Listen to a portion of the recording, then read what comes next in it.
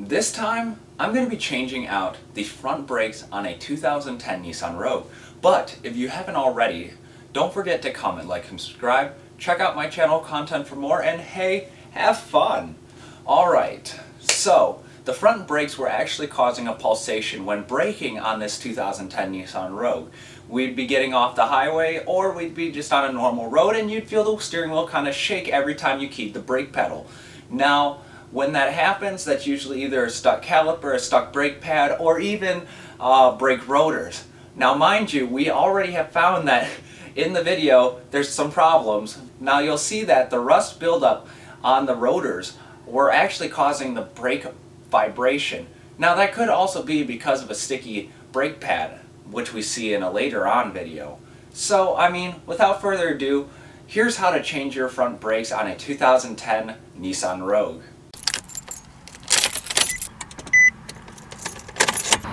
Using a 21mm socket, I'm going to remove the wheel and tires, as well as the lug nuts.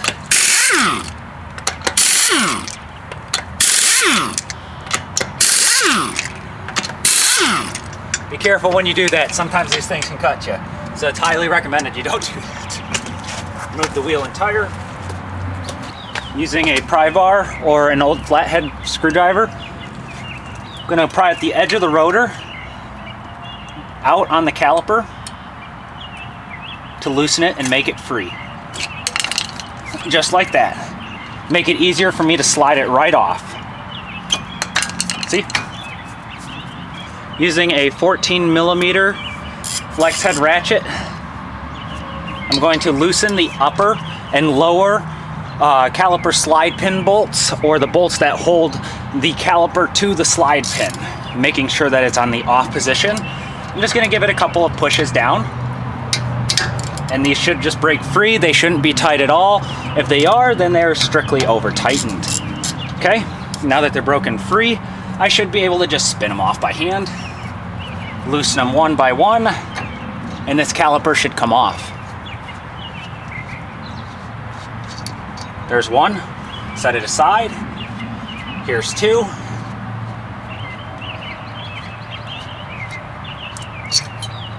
Set it aside, and you see how that just fell? It's ready to come off. On the strut, I'm going to attach a bungee cord so I can attach the caliper to, so it's not hanging down on this brake hose. Now I'm just going to lift the caliper up, hook one to the caliper hole, hook the other one to one of the other holes.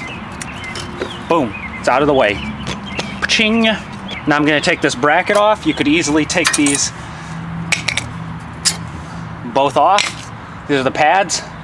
Going to be replacing them, so it doesn't matter. And I dropped it, and look at all that dust. Don't want to be breathing that in, folks. Make sure these slide pins actually slide. There's one.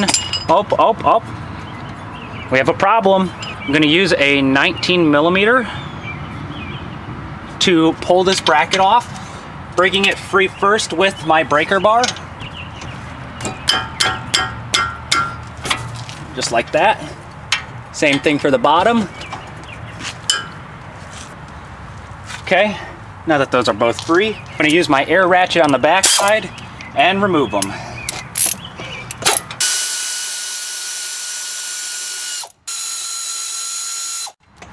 Got to be the loudest air ratchet you'll ever hear. I can simply just screw them out the rest of the way. There's the top one. Apparently the bottom one needs a second hand for coming out. There's the second one. There's my caliper bracket. If this doesn't come off, you can hit the inner face of the rotor to break it free, but in this case, it came right off with no hesitation. It's also because I did turn this on a lathe and it did not take the vibration out. What I'm gonna do is take that new rotor that I have, assuming that it's right, I'm gonna take this, slide it on, just like that, putting a pan underneath, take some brake clean, clean it off, the outer edge of the surface, let it drip into the pan, wipe off all that oil that was in the manufacturing process. I mean, it's all there just for manufacturing. So wipe that free, give it one more spurts. Okay, and then wipe it and let it dry. Do the same for the other side. Just like that. and then wipe it free. Oh yeah. I'm gonna keep a lug nut on here just so it doesn't roll off on me. Boom. Pull these slide pins out. And if you have troubles, sometimes you can double up a wrench and pull them out. But in this case, we see that there's rust. I'm gonna brush that out. Make sure you take note of where that is in a placement. So that's the bottom one, and then this one's the top one. We can see that this one's rusty, this one's not, and we're gonna wipe them down. This slide pin's gonna get brushed off and cleaned and brought back. And I'm also gonna replace the boots and kind of give it a full-on circle. Gonna pull the boot off. There we go. Pop this boot off. Oh yeah, we can see how rusty this one is. Oh my gosh. I can't even get it out. Look at how tough I'm prying. Oh, goodness gracious. Oh, yeah, that's not helping. Now that this slide pin's been cleaned, I'm gonna set it aside. Take this one. That other pin should actually be replaced. I wish I was joking, but I mean, honestly, look at its condition. It's kind of got little potholes on it, little pores on it. So, I mean, honestly, it should be replaced. But since this is my car, I'm gonna just, yeah. For these clips, because there's rust on them, I like to take a little file. Don't go file happy with it, but just kind of brush off that built up rust. Stick those boots on. Got some Rebestos boots. And these just fit right into place. Just like that. One's in. Take the second one, pop it in.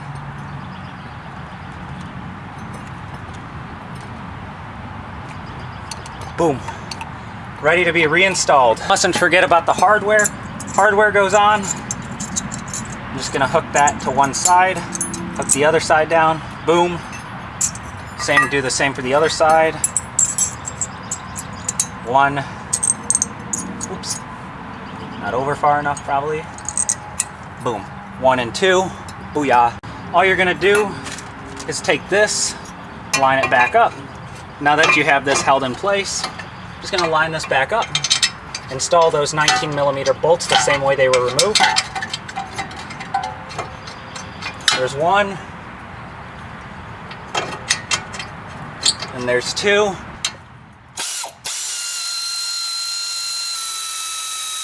Now it's installed. And I can put the brake pads on. I'm gonna take my torque wrench and torque the two bolts. Do the same for the top.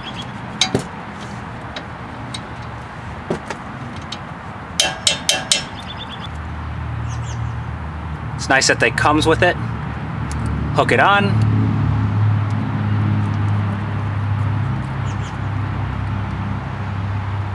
Boom. There's little notches on here for it. And then I'm gonna take some brake grease and kind of just throw some grease on the edges. Just like that. Help it slide along. And then install it. As well as I'm gonna take a little bit of this brake grease, and this is also open for interpretation. I know people who put brake grease on here, regular wheel bearing grease, which for some reason I don't understand. And then I see a lot of people put anti-seize. I'm one of those anti-seize people, as well as brake grease. So there we go, and that just helps it quiet down. Now I'm gonna install it on the back pad on there. Oh, look at that, it went right on. Take some brake grease, do the same, kind of just fill the void, and then I'm gonna just wipe it around on the contact surfaces. Booyah. Do the same for the edges. Kind of add some grease to the edge. I don't want to use a lot, but because it'll get on the pad or it'll get on the rotor. Boom. Now I'm just gonna stuck that one on there. Boom. And I'm gonna bring this down. Don't forget that this is up here because sometimes people leave it. It looks like we need a caliper on this side because this boot is kind of getting worn out. As we can see, that rubber is coming off. I'm just gonna use the old pad, stick it in the opposite direction, It doesn't really matter what direction you put it in, honestly. And then slide it in. I'm just gonna compress this down. Known method for many people, both mechanics and home DIYers alike, and compress it down. And that just pushes the piston back into place so I can get it over the new brake pads. Set it in. Oh, look at that. Take that new caliper slide pin that's been refurbished, da-di-da-da, stick some grease on it.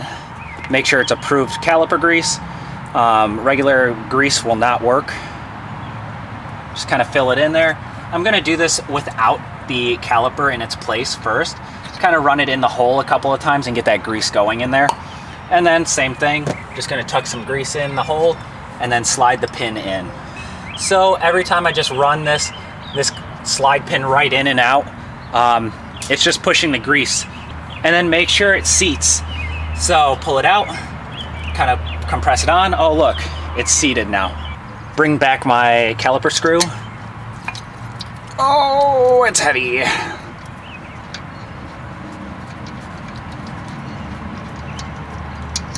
And then I'm just gonna line it up, screw it on. And I'm gonna pull this up. Do the same for the bottom, taking that caliper slide pin grease and just kind of applying it to my slide pin, ensuring that it's fully seated and covered and greasy. You want it to be lubricated, super lubed. Take my slide pin grease and kind of fill the hole a little bit. And then I'm gonna take the pin and slide it in. I'm gonna show you how to seat this. Now that we know that it goes in and out, all I do is take this, compress it forward, try and expand it out, and then kind of twist it on. There we go, just like that. Now that's seated. Now here's a hard thing to do.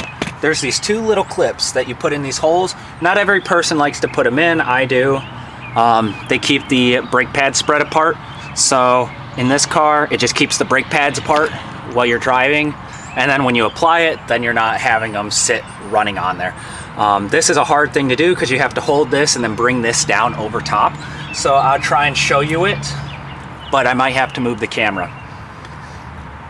So I take the top one. It's best you don't have grease on your hands. You see how it's spreading it apart? So now I take this and I take those and compress them back together. Oops. You gotta kind of hold it. Oh, there we go. Kind of hold that one. And then I'm gonna hold the bottom.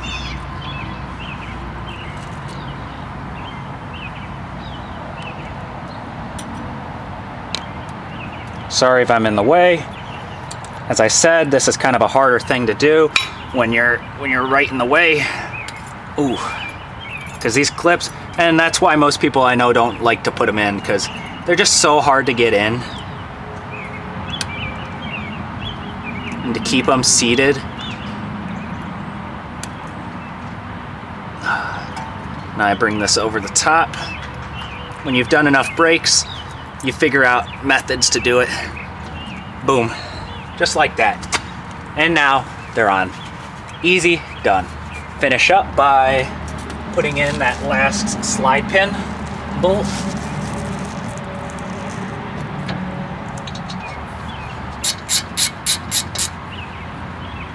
These only need to be about 27. They're not tight at all. A couple of taps and they're on.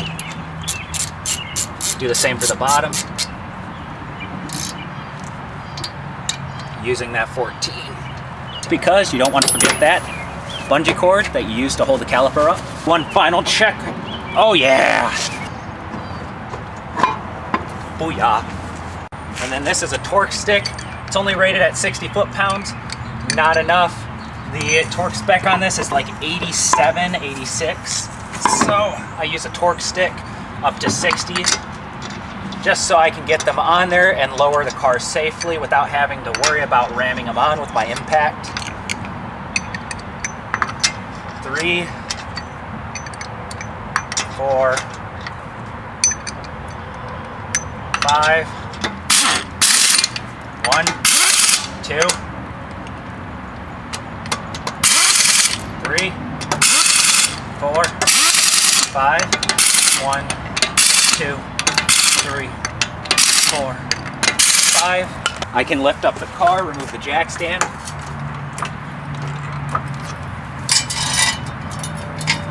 Lower so the wheel touches the ground, but not all the way. And now I'm going to torque the lug nuts to 86 foot-pounds.